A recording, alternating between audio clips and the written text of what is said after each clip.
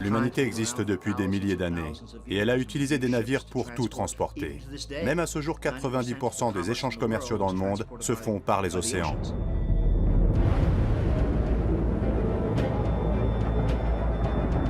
Tout au long du développement des civilisations, malgré les dangers, l'être humain a toujours traversé les océans, au risque d'y perdre la vie. Jusqu'au milieu du XXe siècle, les prévisions météorologiques étaient limitées. Résultat, des milliards de dollars ont probablement été perdus en mer au cours de l'histoire maritime. Combien de navires ont disparu? Et combien de richesses se sont accumulées au fond des océans au fil des siècles? Les fonds marins sont un véritable Eldorado. Il y aurait plus d'or et d'argent au large des Bahamas qu'à la Banque de Madrid. Une nouvelle ruée vers l'or est en train de voir le jour. Une course dans laquelle les chasseurs de trésors côtoient les investisseurs, toujours en quête de nouveaux filons. C'est sûr et certain qu'on va voir un bon résultat si on continue à chercher ces épaves. Combien d'épaves? Et combien de pages oubliées de l'histoire maritime et de notre patrimoine collectif? C'est un héritage très important pour nous tous. Ne pas le commercialiser, ne pas le piller. Les épaves deviennent l'objet d'enjeux stratégiques et économiques, et les gouvernements entrent dans la course. Ces sociétés de chasseurs d'épaves sont en train de tout détruire.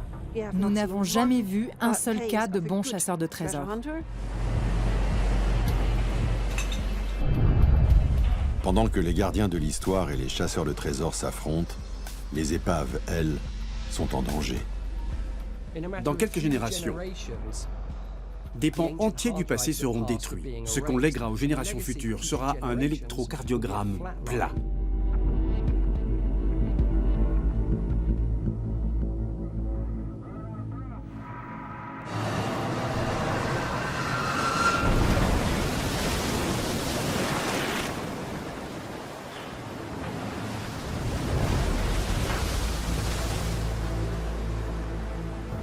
Qu'il soit dû à l'erreur humaine, à un problème technique ou encore au caprice de la météo, le naufrage fait partie intégrante du transport maritime.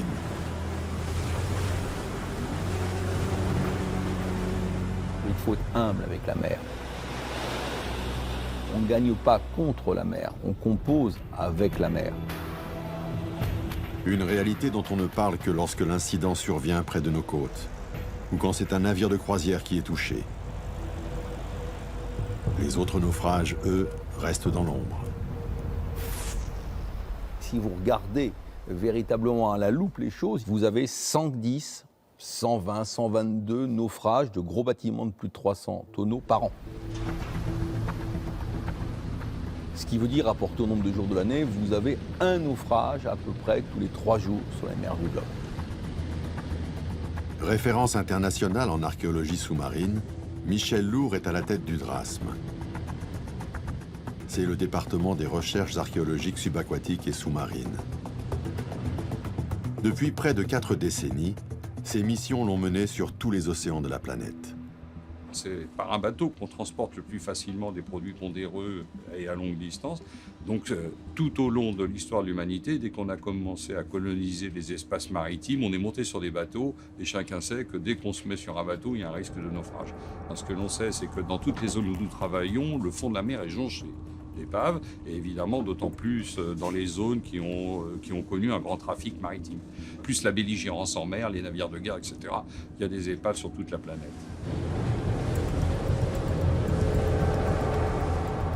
Alimentation, carburant, matières premières ou produits de consommation, 90% de tout ce que nous consommons passe par la mer. 60 000 navires qui sont le flux sanguin du commerce international et qui empruntent des routes maritimes tracées au fil des siècles. Mais combien de bateaux ne sont jamais arrivés à bon port? Il est très difficile de connaître précisément la quantité de richesses perdues dans une zone géographique définie. Mais on peut l'estimer en considérant les grandes puissances de l'histoire coloniale.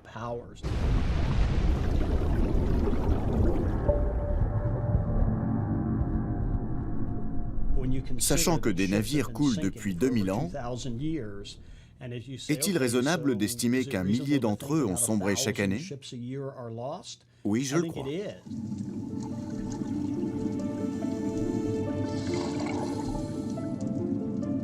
Récemment, dans une initiative visant à cartographier l'intégralité du plancher océanique, les 195 pays membres de l'UNESCO se sont unis pour mener l'enquête. Et ils ont avancé une estimation. Il y aurait 3 millions d'épaves dans le monde. Il pourrait y en avoir plus ou beaucoup moins. Il est difficile de savoir si elles sont encore là, s'il en reste quelque chose. Beaucoup de navires ont coulé sans qu'ils soient consignés. 3 millions, c'est une bonne estimation, oui. Mais c'est approximatif. Peut-être moins ou peut-être plus. Pour beaucoup d'archéologues sous-marins, ce nombre est largement sous-estimé.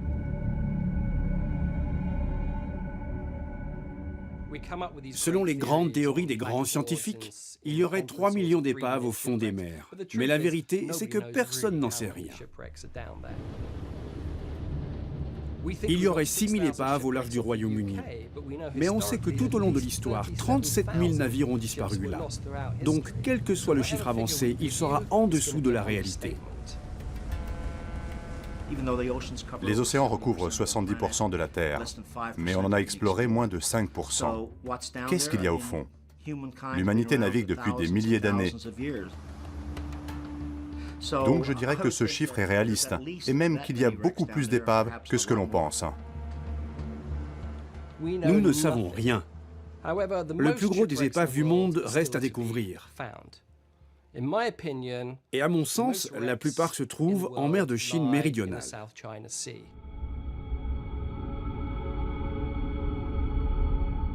Point de passage mythique entre l'océan Pacifique et l'océan Indien, le détroit de Malacca est le couloir maritime le plus fréquenté au monde.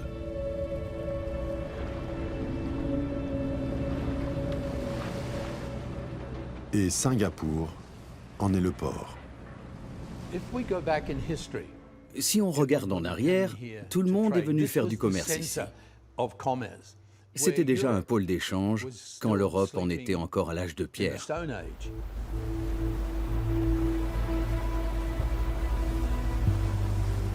C'est ici que le capitaine britannique Michael Hatcher a fait ses premières armes comme chasseur de trésors.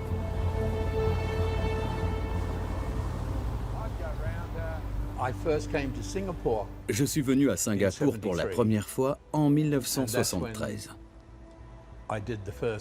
C'est à ce moment-là que j'ai trouvé mon premier trésor. Et depuis ce jour, je suis accro.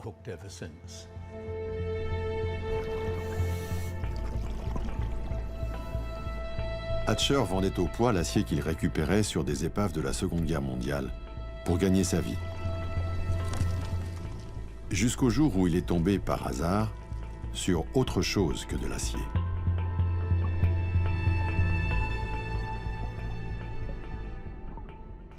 Je ne connaissais rien à la porcelaine. J'ai rassemblé quelques pièces et je les ai apportées chez Christie's à Amsterdam.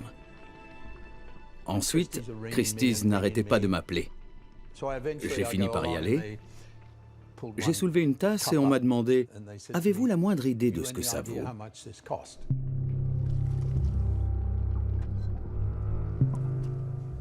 Moi, je dirais 5 $. On m'a répondu « Que diriez-vous de 5 000 ?» Et là, j'ai demandé « Vous en prendriez combien ?» Et eux « Parce que vous en avez d'autres ?» Le plongeur avait découvert sans le savoir le Nanking. Une embarcation engloutie en 1750 après avoir heurté un récif corallien. Avec à son bord une véritable mine d'or. C'était la première fois qu'on avait découvert une telle quantité de porcelaine. In Amsterdam, they've been queuing round the block for hours on end just to glimpse the Nanking treasure was found 100. Aussitôt, celle qui est désormais connue comme la porcelaine de Hatcher entre dans l'histoire comme un raz-de-marée. The volume and variety of porcelain up for sale is vast. There are complete dinner services with place settings for as many as 144. Et toute la cargaison du Nanking est mise aux enchères à Amsterdam. En tout, on a repêché 27 000 pièces. En écouler autant, ça risquait de noyer le marché et de faire chuter les prix. Mais ça n'a pas été le cas. Ça a créé de l'intérêt sur le marché et cela a remis en lumière l'histoire de la porcelaine de Chine. Les 27 000 pièces de porcelaine de Chine sont vendues en quelques jours à des acheteurs venus du monde entier. Un jackpot de près de 10 millions de dollars pour Hatcher et son équipe.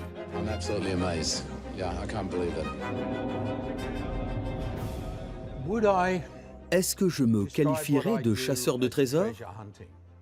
Chasseur de trésors, c'est l'appellation romantique de ce travail. À mes yeux, je récupère des cargaisons.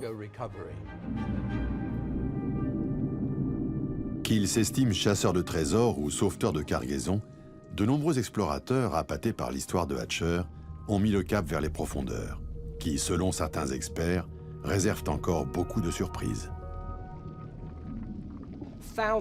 On retrouvera des milliers d'épaves avec de riches cargaisons à leur bord. Et pour trouver les plus importantes cargaisons, il faut aller à La Havane, où convergeaient les grands galions espagnols. Il y aurait plus d'or et d'argent au large des Bahamas qu'à la Banque de Madrid.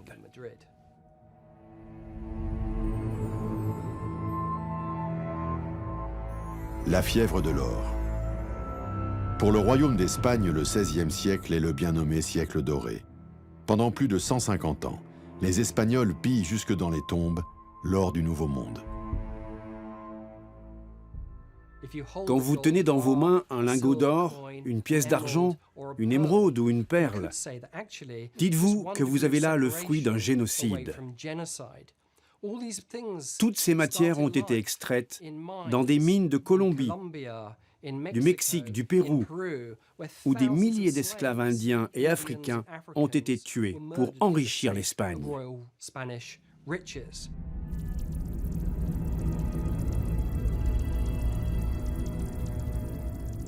Les trésors volés des Amériques étaient chargés sur de grands voiliers, puis acheminés vers l'île de Cuba. Les galions se regroupaient ensuite en convoi depuis le port de la Havane pour affronter ensemble la traversée de l'Atlantique. À ce moment-là, le trafic naval est très intense. Pendant 150 ans, on voit en moyenne 4000 embarcations par an entrer dans le port de la Havane. À tel point qu'au XVIe siècle, ce n'est pas le littoral de la Havane le plus important. C'est son port, sa baie. Tout au long de ces années, il semblerait qu'il passe par la Havane plus ou moins 200 000 kilos d'or et plus de 16 millions de kilos d'argent. Beaucoup d'or. Il arrive en lingots, en barres, en morceaux, sous toute forme, prêt à être fondu. Mais il arrive aussi sous forme de pièces de monnaie.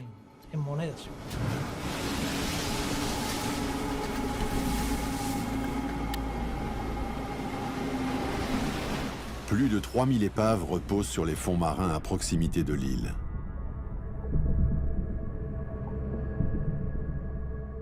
Mais davantage que leur nombre, c'est le montant estimé des cargaisons qui fait tourner la tête des chercheurs de trésors. Cuba est l'exemple type d'un pays où la probabilité de récupérer des richesses est énorme.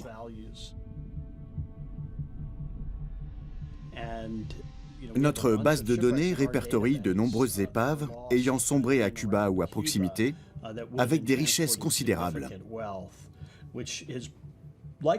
Une seule cargaison vaudrait des centaines de milliers de dollars. «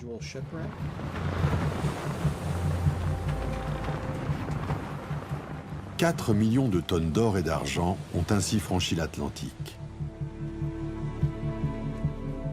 Tout au long des grandes routes maritimes de la planète, les navires en déroute ont dispersé leurs richesses au fond des océans. Et selon les experts, les quantités sont vertigineuses. Dans notre base de données de plus de 10 000 épaves, une centaine ont une valeur d'au moins 50 millions de dollars. Certaines pourraient valoir plus d'1 milliard de dollars. Ça permet d'imaginer la quantité de richesses perdues par accident dans l'océan en 2000 ans de transport maritime.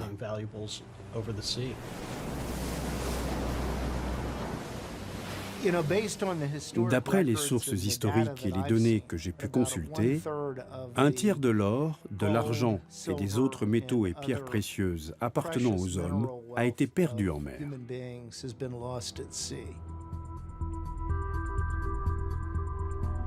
La découverte de ces épaves représente à terme la promesse d'un nouveau filon économique, estimé en milliards de dollars. Et cela n'a pas échappé au flair des investisseurs et des gestionnaires de capitaux en métaux précieux, ici réunis à Zurich. Moi, je vois il y a une grosse richesse qui reste dans ces épaves. Ça représente une ressource de, je crois que c'est 100 milliards. C'est sûr que 100 milliards, c'est une ressource économique assez importante. Alors, c'est sûr et certain qu'on va voir un bon résultat si on continue à chercher ces épaves, les richesses qui étaient mises en place par les ancêtres. Une mine d'or, peut-être, mais le gisement n'est pas à ciel ouvert. Encore faut-il localiser les épaves susceptibles de contenir ces métaux précieux. C'est ici, à Séville, que les archéologues, les scientifiques et les chasseurs de trésors se sont tous donné rendez-vous. Quand un bateau sombrait, la bureaucratie était très stricte. S'il y avait des survivants, on communiquait des informations conservées dans les archives sur les circonstances du naufrage, le temps qu'il faisait, et de nombreux détails.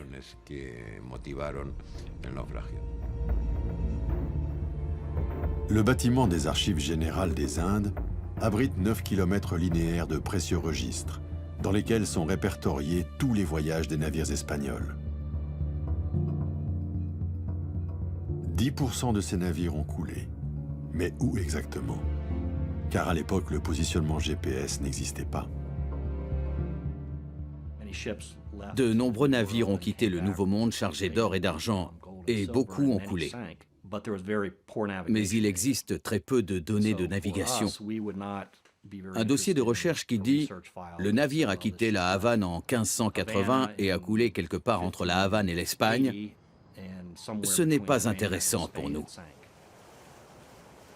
Ce qu'il nous faut, ce sont des données de navigation précises pour limiter la zone d'investigation et que ça reste rentable.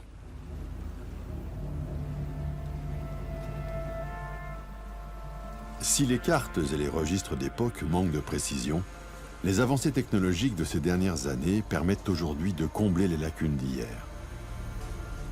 Trouver une aiguille dans une botte de foin est désormais chose possible, même si cela reste laborieux. Nous délimitons une zone de recherche. Ensuite, notre navire sondeur se rend dans cette zone et déploie notre sonar qu'on remorque avec nous. Nous cartographions méthodiquement le fond marin en le sondant jusqu'à ce qu'on trouve l'épave ou qu'on abandonne. Désormais, avec l'avènement des véhicules sous-marins autonomes, de la technologie robotique, des nouveaux capteurs, le travail des explorateurs est plus facile et plus rentable. Le sonar permet de détecter des objets d'1 centimètre de large. Le laser va même jusqu'à une largeur d'1 millimètre. Les outils s'affinent. Désormais, la photogrammétrie permet de reconstruire virtuellement les fonds marins. La technologie a pulvérisé la barrière des profondeurs. Les limites de la plongée scientifique, ça tourne autour de 60-70 mètres. On arriverait à réunir une équipe pluridisciplinaire. Au-delà, ça devient très illusoire. Et au-delà de 300 mètres, de toute façon, l'humain n'a plus sa place.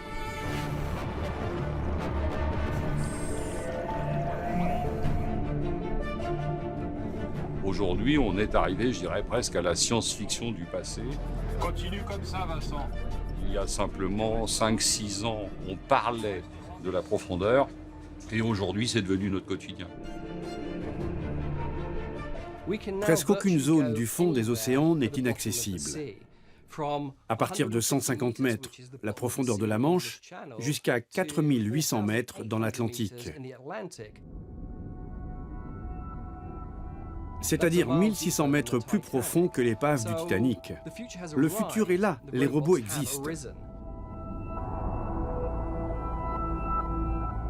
Bien que le Titanic repose à 3800 mètres de fond, il y a déjà 20 ans que son épave a été explorée.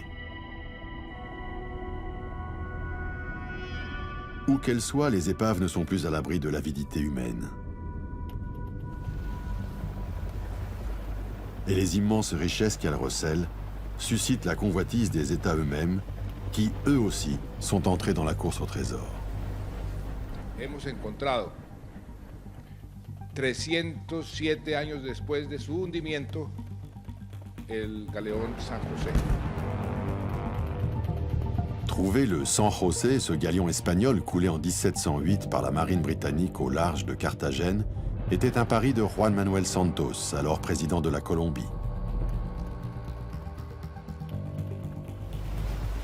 C'est en 2015, après des années de recherche, que son équipe localise le galion au large de la côte colombienne, par 300 mètres de fond. On a affaire à un navire du roi d'Espagne qui transporte une cargaison extrêmement importante. On l'estime à 200 tonnes d'or, plus une masse non négligeable, semble-t-il, d'émeraudes. Des émeraudes de Colombie, de l'or provenant des mines du Pérou. Sous les débris, les canons et les amphores. 17 milliards de dollars attendent patiemment le gouvernement colombien. C'est le plus gros trésor jamais trouvé. Le gouvernement de Colombie a d'une part annoncé qu'il avait l'intention de faire une fouille de cette épave qui soit exemplaire. Proteger el patrimonio cultural de Colombia. En tout cas, le gouvernement dit « je veux réunir la meilleure équipe du monde pour faire cette fouille ». Et en même temps, il se rapproche de chasseurs de trésors américains en leur disant « il faudrait que vous réunissiez l'équipe ». Donc là, il y a quand même un petit gap, pour ne pas dire plus, entre la prétention scientifique et de confier le dossier à des chasseurs d'épaves qui n'ont aucune vocation à faire de la recherche scientifique. Aujourd'hui, le San José repose toujours à 300 mètres de fond. Le gouvernement n'a pas les moyens de financer les opérations de renflouement. Pour récupérer ce trésor, il se verrait dans l'obligation de faire appel à des sociétés privées et de payer leurs services en leur cédant une partie de la cargaison. Une pratique férocement condamnée par les institutions de protection du patrimoine, comme l'UNESCO. Ces États s'apercevront que ce n'est pas une bonne solution. Nous n'avons jamais vu un seul cas de bons chasseurs de trésors. Au mieux, ils gagnent de l'argent. Et dans le pire des cas, rien. Quoi qu'il en soit, le patrimoine est détruit et ils se retrouvent les mains vides. Le financement des opérations qui permettent de récupérer les cargaisons immergées est un véritable dilemme. Une bataille qui oppose d'un côté les chasseurs de trésors et leurs éventuels partenaires, et de l'autre les gardiens du patrimoine maritime. Explorer les profondeurs, ce n'est pas donné. Si vous voulez un navire capable de lâcher un véhicule télécommandé, il faut compter 35 000 $ par jour. Et si vous voulez récupérer un navire de la Seconde Guerre mondiale à 4000 mètres de profondeur, il faut ajouter un zéro. Les opérations de recherche en eau profonde coûtent très cher, entre 1 et 3 millions de dollars par mois.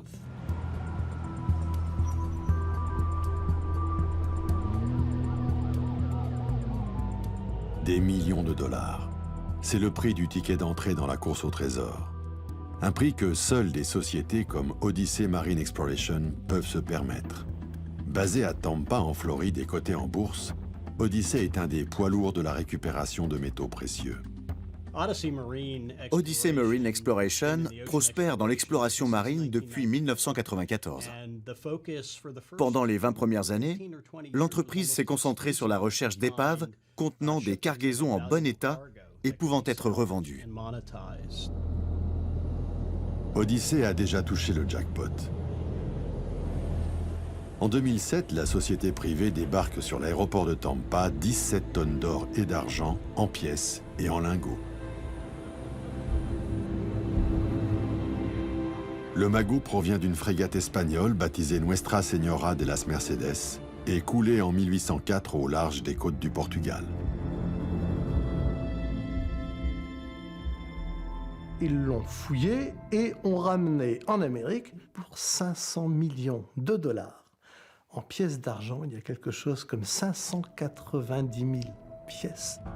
La cargaison de la frégate Mercedes, c'est alors le plus grand trésor jamais remonté à la surface.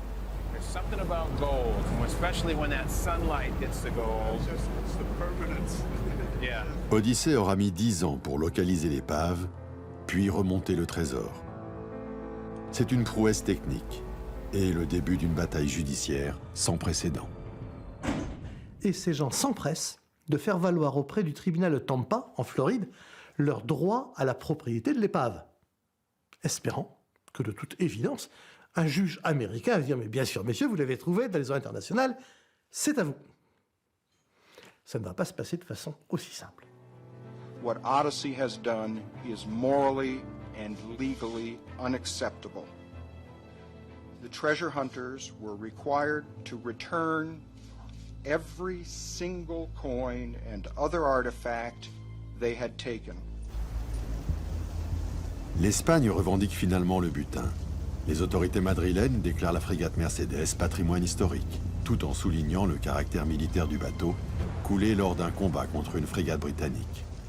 Le gouvernement espagnol a présenté un recours devant les tribunaux des États-Unis contre cette société de chasseurs d'épaves, parce que c'était une frégate, un navire de l'État, et par conséquent, le bateau et son contenu appartenaient à l'Espagne.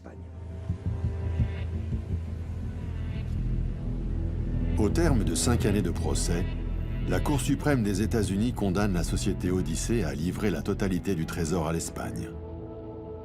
Cette décision est une première. Elle est basée sur un principe du droit américain, l'immunité souveraine, qui considère qu'un navire, s'il est militaire, restera toujours la propriété du pays dont il bat pavillon.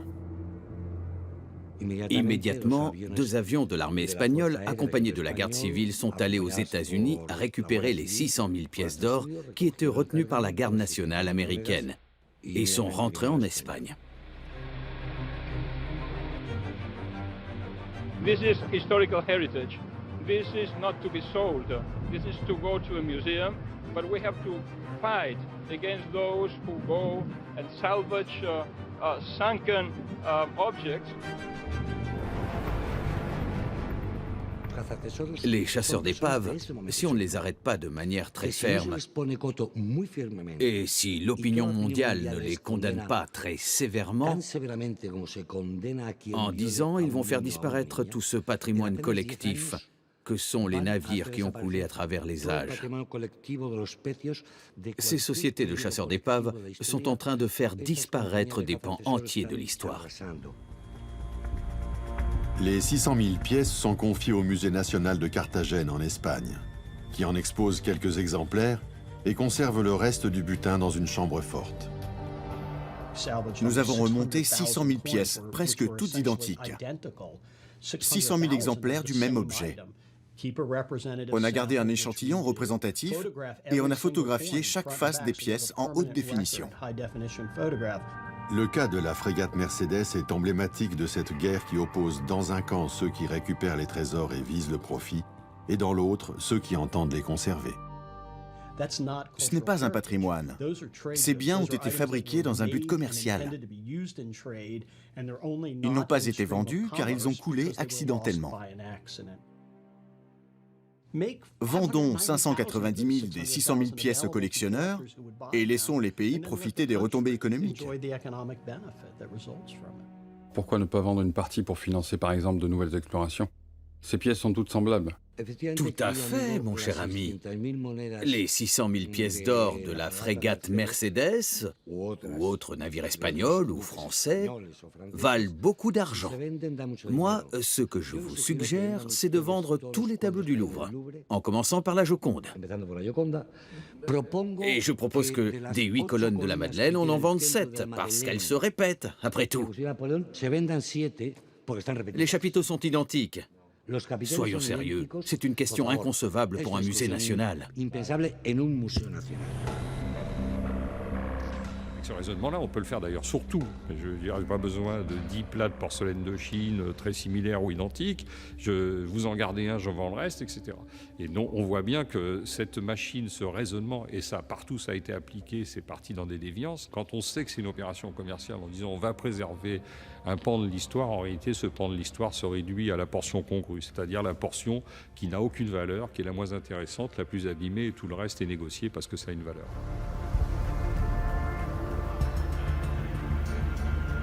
Si les chasseurs de trésors sont les seuls capables d'accéder aux épaves, comment s'assurer qu'ils ne détruiront pas les objets sans valeur marchande pour optimiser leurs coûts et remonter un maximum de biens de valeur en un minimum de temps? Selon eux, la position des archéologues et des institutions en matière de protection du patrimoine n'est pas réaliste. La communauté scientifique, qui influence la politique gouvernementale, est très opposée à un modèle commercial. Ne pas intervenir semble être la tendance au niveau mondial. L'ONU, via l'UNESCO, qui est l'entité concernée par le sujet en son sein, préfère que les objets soient laissés in situ. Puisqu'ils sont là, laissez-les. Odyssée et la majorité des sociétés de récupération de trésors fondent leur discours sur l'un des paragraphes de la Convention de l'UNESCO. Il y est écrit noir sur blanc que la préservation in situ doit être une priorité. Selon eux, cette convention ferme la porte à tout type d'exploitation. C'est complètement faux. L'UNESCO ne dit pas qu'il faut laisser les objets au fond des mers. L'UNESCO dit qu'il faut les laisser sur place, jusqu'à ce qu'on ait les moyens techniques et d'investigation pour garantir une procédure correcte.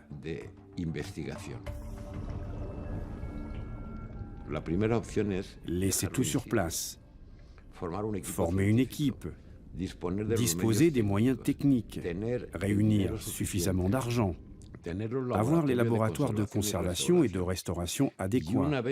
Et, une fois ces conditions réunies, on peut commencer les fouilles.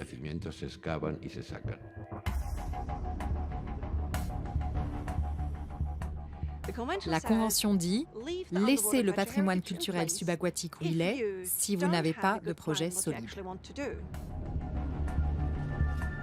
Récupérer des cargaisons immergées est aujourd'hui possible, mais selon un protocole de préservation encadré et contrôlé par les archéologues de l'UNESCO.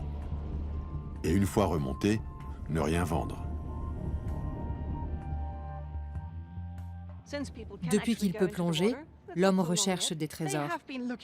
Il s'en empare et les déverse sur les marchés. Beaucoup d'objets se sont perdus. Il faut préserver ce patrimoine pour l'avenir, pour l'humanité. Ce patrimoine subaquatique est essentiel. Toutes les traces que l'humanité a laissées dans les océans. Il faut les protéger, ne pas les vendre, ne pas les piller, des principes éthiques. Cette proposition pose un problème. Qui va payer? Est-ce que ce sont les contribuables? Les gens ont d'autres besoins que la mise en lumière d'un patrimoine culturel. Tous les pays du monde ont des problèmes plus urgents à financer que la récupération d'épaves ou la restitution d'un héritage culturel. Mais je pense qu'il pourrait exister un modèle qui comporterait un aspect commercial et où tout ce qui a trait à l'archéologie, à l'histoire et aux connaissances universitaires pourrait être à la fois préservé et présenté.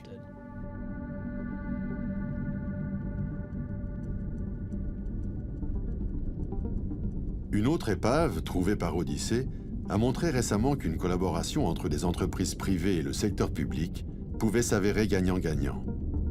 Celle du SS Gersopa. Odyssey avait un contrat avec le gouvernement britannique pour récupérer l'argent à bord du SS Gersopa. Le Gersopa était un bateau de commerce anglais qui naviguait en 1941. Il regagnait le Royaume-Uni depuis l'Inde avec 110 tonnes d'argent pour l'hôtel des monnaies de Londres. En effet, on manquait de monnaie, il fallait soutenir l'économie de guerre. Arrivé au large des côtes irlandaises, le SS Gersopa est à court de carburant. Contraint d'abandonner le convoi qui assurait sa protection, il est torpillé et coulé par un sous-marin allemand le 17 février 1941.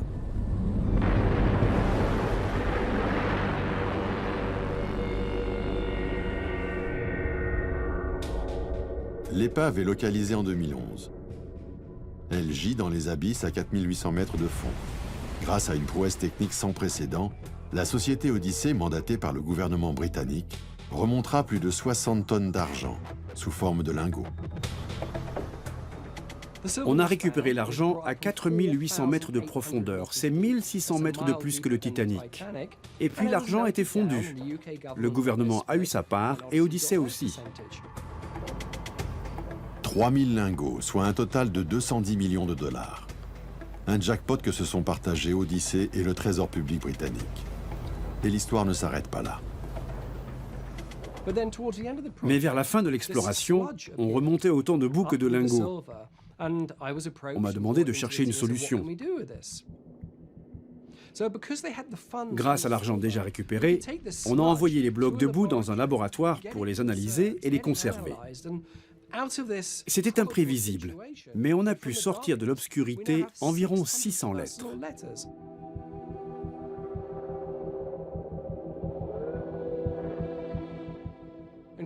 Des cartes de vœux, des documents commerciaux et des chèques. Ces courriers avaient été envoyés par des officiers britanniques à leurs épouses, par des missionnaires ou par des enseignants du Raj à la fin de l'année 1940, à l'intention de leurs proches. Ces documents sont des instantanés de la vie des Britanniques en Inde, destinés aux familles restées au Royaume-Uni. Cette découverte est très précieuse. Elle permet de connaître la véritable histoire du SS Gersopa. Ça donne un aperçu des bienfaits qui peuvent découler d'une approche commerciale. Cette approche a permis de financer la recherche scientifique.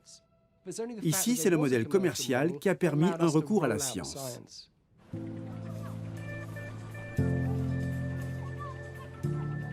La collaboration publique-privée fait aussi ses preuves dans certains pays d'Asie du Sud-Est, comme l'Indonésie et la Malaisie, où traditionnellement les chasseurs de trésors partagent leur butin avec le gouvernement.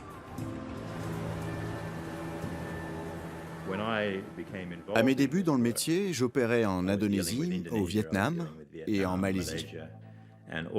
Ces pays avaient pour politique de former des partenariats avec le privé. Le gouvernement prenait 50% et l'entreprise gardait le reste. Un échantillon représentatif était conservé pour les musées, mais le plus gros pouvait être mis en vente.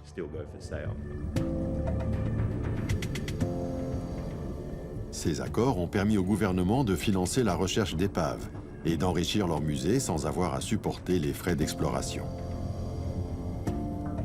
Bien que l'ensemble des risques soit à la charge des chasseurs d'épaves, au final, la part du trésor qui leur revient permet de financer les fouilles. Ils travaillent en partenariat avec des sociétés privées qui apportent l'argent et qui assument tous les risques, des risques qui sont très importants.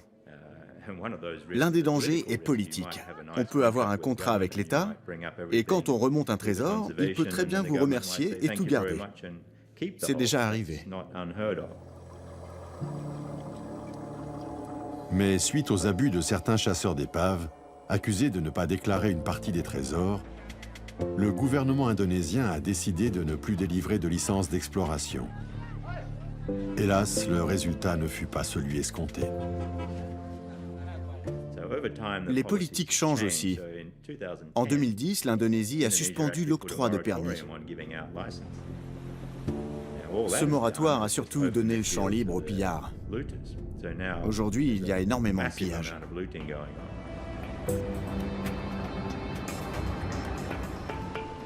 Pour les pêcheurs de la région, remonter quelques assiettes de porcelaine et les vendre pour une poignée de dollars est une source de revenus comme une autre.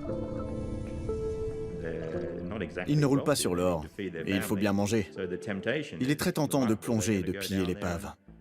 Ils n'ont pas d'autre choix. Voilà ce qui se passe.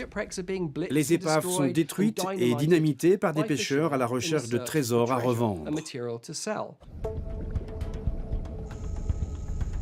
En quelques années, le marché noir s'est organisé et l'Indonésie est devenue la capitale mondiale du trafic d'antiquités sous-marines. Quand quelqu'un nous envoie des photos en disant « Tiens, j'ai vu ça, on me l'a proposé à la vente », on le voit. Donc il y a nécessairement, s'il y a le produit à la vente, c'est qu'il y a un pillage, il y a un trafic. Très difficile, malheureusement, d'en estimer l'importance. Ce trafic a entraîné la destruction de centaines d'épaves et enrichi des organisations criminelles. Ces dernières achètent tout ce que les pêcheurs récoltent, puis revendent porcelaine et autres vestiges à prix d'or à des collectionneurs peu scrupuleux. Une fois sur le marché, l'origine de ces objets devient indétectable. C'est l'UNESCO, chacun le sait, n'a pas les moyens financiers de faire la police de toutes les épaves maritimes du monde. D'ailleurs, comment protéger toutes les épaves, où qu'elles soient dans le monde? Il faudrait mettre un mirador avec un gendarme sur chacune d'entre elles. Qu'est-ce qu'on peut faire? Il n'y a que deux moyens. La protection active, grâce aux forces de police et aux forces de l'armée nationale, et la protection passive, qui consiste à installer au fond des mers des grands coffres, les strongbox, ou des treillis métalliques qui empêchent de pénétrer dans les zones à protéger. Mais cette deuxième option est très compliquée à mettre en œuvre dans les eaux profondes.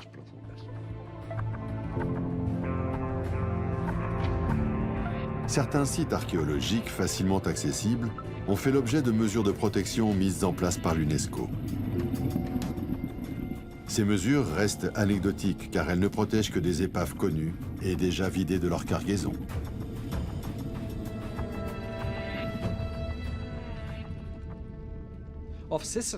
Au large de la Sicile, on place des caméras sous-marines sur des épaves puniques et romaines pour surveiller les chalutiers qui passent dans le secteur. L'installation coûte 150 000 € et la maintenance 50 000 € par an. Qui va payer ?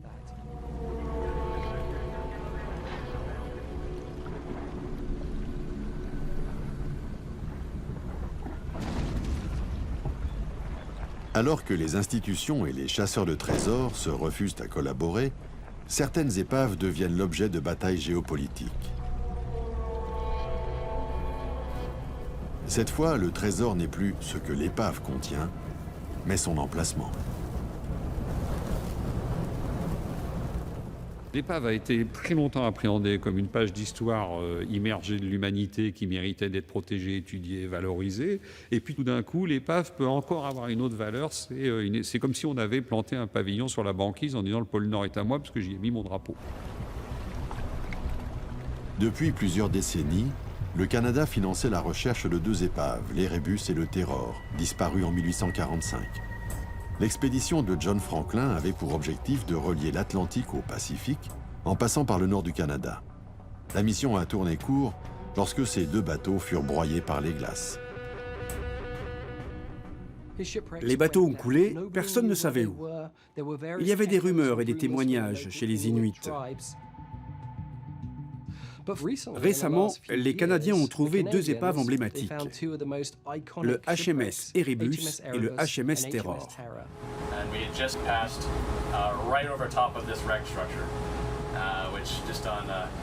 I think we could tell exactly what it was in a few seconds. It's definitely a shipwreck. What was the reaction like? Winning the Stanley Cup. Ça pourrait avoir l'air d'une aventure à la Indiana Jones. Mais le Premier ministre canadien Harper s'est donné pour mission de retrouver ces épaves légendaires. It is about more than solving an age-old Canadian-British world mystery. Le Canada avait marqué l'emplacement. Les épaves sont là, cette zone est à nous.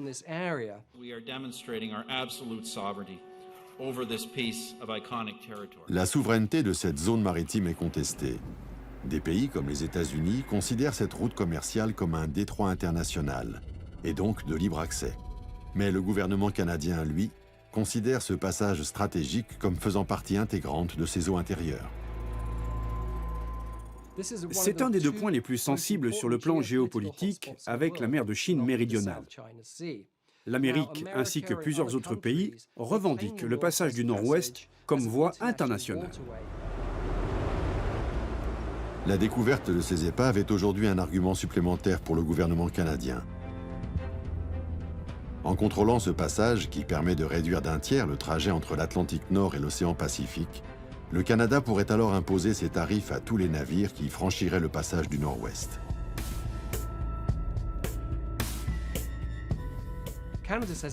Si le Canada dit que c'est une mer intérieure, alors il peut contrôler le fret et toute la navigation jusqu'en Extrême-Orient. Cette voie permet de gagner des semaines, voire des mois. À cause du changement climatique, les icebergs fondent. Pour la première fois, on sait qu'on peut naviguer d'un bout à l'autre du passage du Nord-Ouest. On va aussi avoir accès aux îles alentours. Ces îles regorgent de richesses. Il y a par exemple un gisement de fer qui pourrait injecter des milliards dans l'économie canadienne. Des milliards de dollars. Sans compter les potentielles réserves de pétrole et de gaz naturel. Des gisements pratiquement inexploités, qui comptent respectivement pour 15 et 30% des réserves planétaires.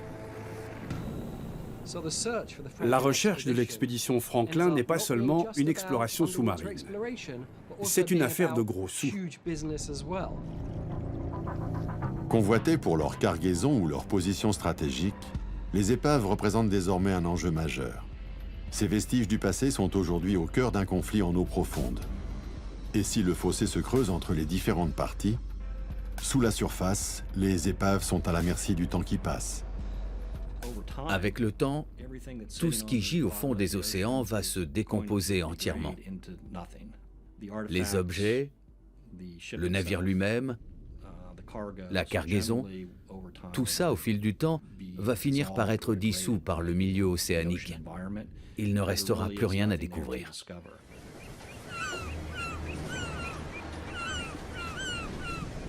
L'acidification des océans, à l'origine de la disparition des récifs coralliens et de nombreuses espèces marines, n'épargne pas les épaves.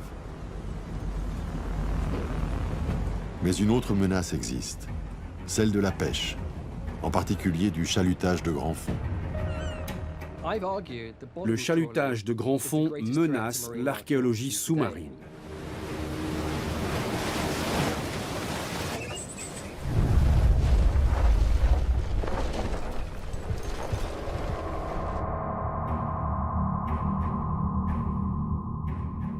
Certains pays militent pour que 30% des océans soient protégés de la pêche industrielle par la création de grandes réserves marines. Nous, on a vu revenir des morceaux d'épave tractés par des chaluts qui passent à 1500, 1800 mètres de fond.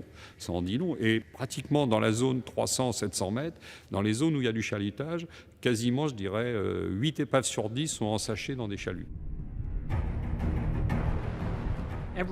Tous les ans, des chalutiers ratissent le sol marin sur une superficie égale à celle du Congo, de l'Inde et du Brésil réunis. Si un chalutier passe sur une épave, il la détruit. Les dégâts sont irréversibles. Le chalutage de grand fond est une technique devenue courante et globale. Une année de pêche profonde a un impact 800 fois plus important sur les fonds marins que la pêche traditionnelle. Mais comment réduire l'impact d'une industrie que la demande a rendue imparable? La pêche rapporte 93 milliards de dollars par an. Elle emploie 45 millions de personnes. C'est une industrie gigantesque.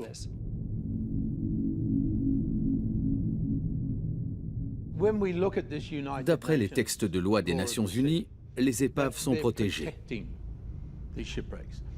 Mais aujourd'hui, il y a des chalutiers énormes. D'ici 100 ans, il est possible que toutes les épaves soient détruites à cause de ces navires de pêche qui deviennent de plus en plus performants.